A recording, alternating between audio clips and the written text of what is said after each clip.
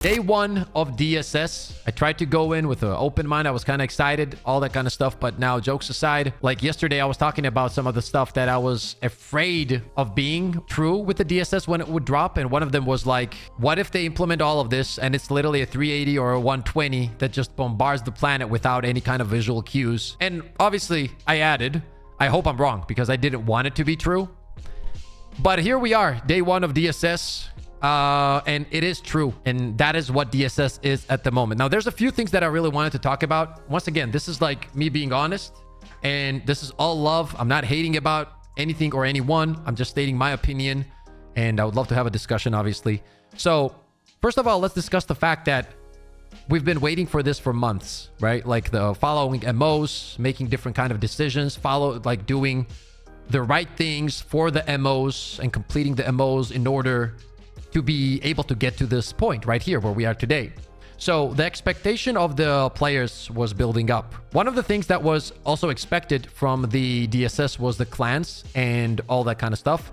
The systems where you could like, I don't know what it was going to be, but everybody was saying that there's going to be clans and platoons and all this kind of stuff. You know, leaks get people hyped up, and a lot of the times the leaks are true. It happens many times in Destiny 2 when something would leak and then it would literally be in the game, and it was kind of cool because people would get excited about it and all that, and we knew what was going to happen, and you know, then it would happen, it would be good and it would be exciting, whatever. This was not one of those cases. Somebody apparently mentioned that in the Discord that like, you know, people, where's the clans and all that stuff. And one of the community managers responded, not their fault that people are getting hyped about the leaks. They never said anything about the clans. Well, the problem is they never also said that the leaks were not true. Don't get hyped up for it because realistically, we're not planning to add any kind of clan functions or whatever. Now, in my opinion, the clan function in general wouldn't be anything something game-breaking or crazy in the first place, but you know, it is what it is, right? You didn't say it wasn't gonna happen either. So now to come out and say, why are you guys getting hyped up over the leaks while you had almost 3 months to tell people and communicate that this was not going to be the case, I don't think is the right move for the company in general, even if you look at it from the perspective of marketing themselves or having a good relationship with the community. Just my thoughts. When it comes to the DSS itself, what really happened and what it is right now is they took a full-on trader system, just implemented into the whole game. You just have a 380 dropping all over the place and killing players. The fact that this was even thought of as being a good idea, this is not a good idea to implement it the way that it is implemented. Now, why is it not a good idea? Is it just because it's just 380s dropping on the map? And why is it such a big deal? It's a big deal because you need to look deeper than that. What I mean by that, guys, is understand this was a decision made after months of thinking. This isn't something they came up with yesterday morning. They were thinking about this for a very, very long time. They put this together. They put it into the game. DSS, after 2 months of following MOs and whatnot.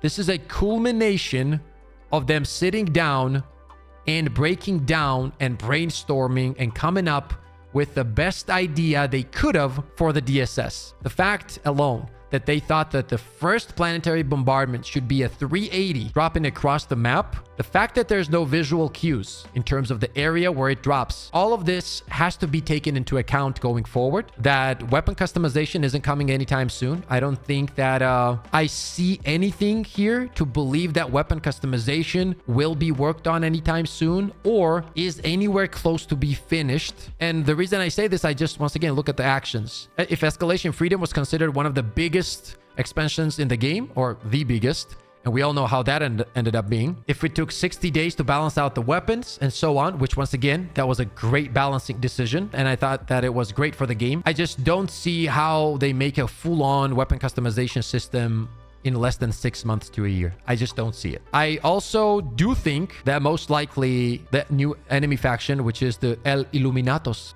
will probably drop faster than the weapon customization. I've been saying this for months, and like when people ask me, Pip, which one do you think is going to be first? I think the Illuminates are. What happens when they introduce the Illuminates? First of all, it's going to be super fun to have an enemy faction that we've been waiting for so long, but I also do believe that the Illuminates should come with some kind of progression. When it comes to how they can move forward from now on? Like, I got this question a lot on the chat. Since now it is this what that we got after 2 or 3 months of waiting, it is what it is. The way to move forward, in my opinion, currently, just understand that the decision was wrong and change it quick. Not 60 days, not 120 days, not 30 days. Just understand that it was a mistake. It's okay. It's okay. It's not an ego thing. It's okay to make mistakes. It's okay to fail. You gain a lot of respect when you make a mistake and have the balls to say you made a mistake and fix it quickly.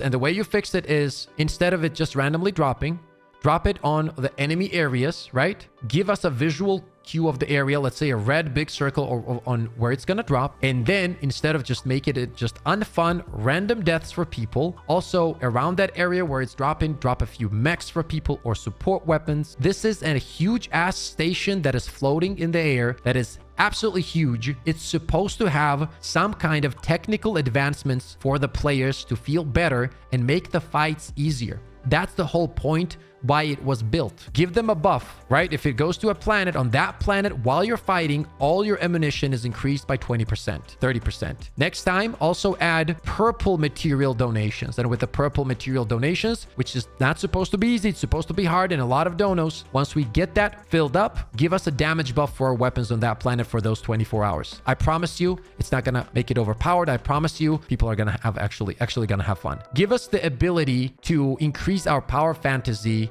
wherever this station stands, because wherever it stands, we are supposed to feel more powerful because people have been building it for 2 to 3 months. This should not feel like the way it feels now, which is we build this for 2 or 3 months and now it is punishing us. Don't punish us for something that people built for 2 or 3 months. It just doesn't work that way, because you undervalue the time and effort that the people put into your game. That's how it is right now. That's why people don't like it. They were building this for months. This is not a situation where you guys just dropped it out of the blue as a surprise where nobody was expecting it. Because if that was the case, people would be like, holy shit, you guys cooked up this. We weren't even expecting it. That's a cool surprise. Now people feel grateful for you adding something extra. And even if you had implemented it the way it is now as a surprise, people would still be like, can we change it up a little bit? We don't like this. We don't like this. But still, thank you for working on this in the shadows. That was not the case, guys. You prepped the community for this for over 2 months, and then you were punishing them by dying